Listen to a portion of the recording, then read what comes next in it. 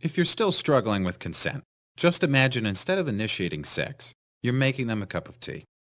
You say, "Hey, would you like a cup of tea?" And they go, "Oh my God, fuck yes, I would fucking love a cup of tea. Thank you." Then you know they want a cup of tea. If you say, "Hey, would you like a cup of tea?"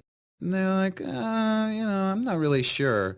Then you could make them a cup of tea or not, but be aware they might not drink it. And if they don't drink it, then, and this is the important part, don't make them drink it. Just because you made it doesn't mean you are entitled to watch them drink it. And if they say no thank you, then don't make them tea. At all. Just don't make them tea.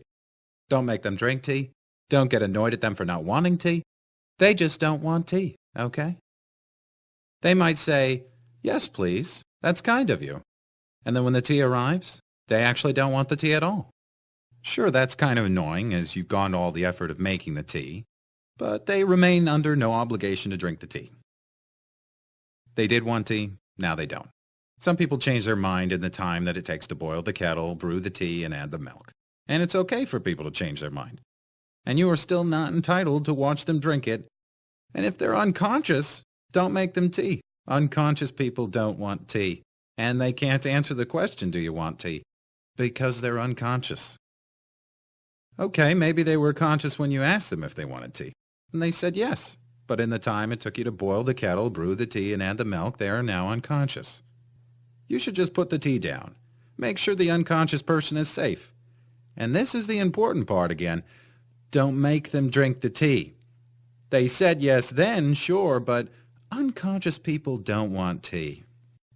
If someone said yes to tea, started drinking it, and then passed out before they'd finished it, don't keep on pouring it down their throat. Take the tea away. Make sure they're safe, because unconscious people don't want tea. Trust me on this.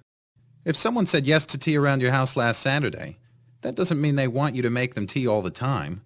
They don't want you to come around to their place unexpectedly and make them tea and force them to drink it going, "But you wanted tea last week."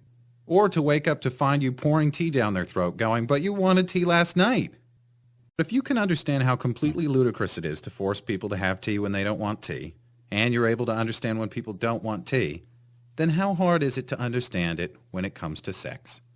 Whether it's tea or sex, consent is everything. And on that note, I'm going to go make myself a cup of tea.